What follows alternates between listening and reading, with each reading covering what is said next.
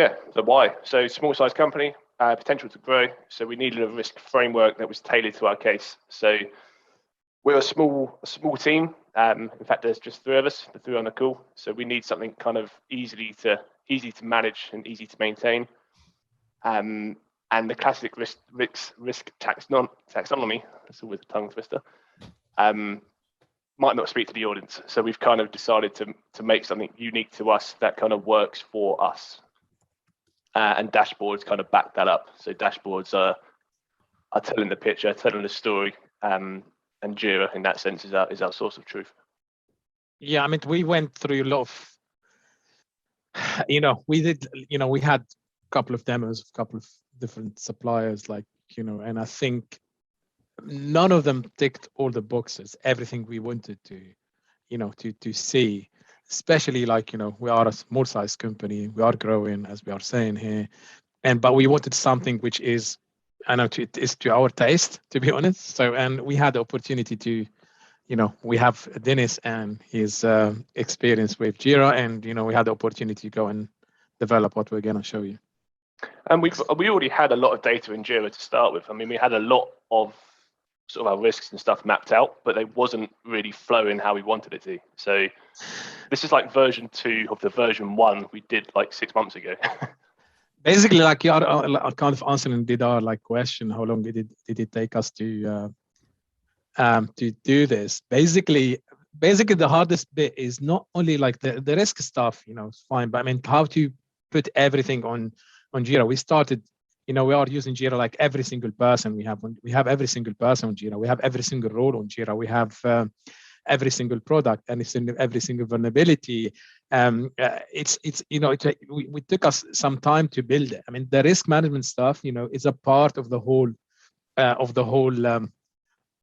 system. But it took us some time. But that's what was well built. By time, let's say, our onboarding, our playbooks, Jira, is for us is more than it's not only graphical database, but we had the opportunity to link in our risks, a risk cat 1 or 2 or 3 4, it is linked to a role in Jira, and the role is linked to a person in Jira. If you want to, it took us a long time, but I mean it wasn't directly all the time we put to develop this was not only on the risk management. So it's something continuous. We are doing this all the time. So as an example of the IT onboarding, they add a new role for a new starter on Jira. They map that role to that starter as an example. Then when we go and map a risk, we go and map that risk to the starter, to the person ourselves. So yeah, it took us some time, but I mean it becomes kind of a routine later on. So I don't think it helped because we didn't really know where it was going in that sense. We was kind of doing it as we went. And like I said, we was using the graphs as the visual aid to see, okay, so that makes sense. And we was using the connection links to sort of build that picture. But I think going back to the question is, if you knew what framework you was following and what setup you needed, it wouldn't take too long to do. It's just we kind of done it as we went. Yeah, we had a couple of iterations of it. That was the thing. Well, so I've done a couple of these, right? and the thing that I would say is the most important element of this is you can start from scratch, right? The problem here is not whether you already have a framework or not. The hardest challenge is actually to get a good schema or to basically get a structure, but also have the ability to customize your schema. So I don't think there is a schema that works out of the box for everybody.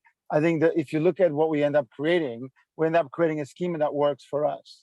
And I don't think that's a coincidence, right? I feel that is the fact that we create, still even today, we create new issue types almost weekly. We create new link types for breakfast, right? How many times we're in a meeting where 2 or 3 or 4 issue types or link types were created, right? That's almost the thing that's most important, is to allow the team to basically start replicating how they want to think about, in this case, risks and vulnerabilities and other things in this case, a graph database. That's the hard part. And I usually, to be fair, a good place I like to start is with incidents. because incidents is a place where you get lots of value straight away, because it helps a lot to capture a lot of the stuff that you do. It helps, the team to get their heads around the power of capturing data, hyperlinking data, tracking things, and naturally lends itself to vulnerabilities and risks.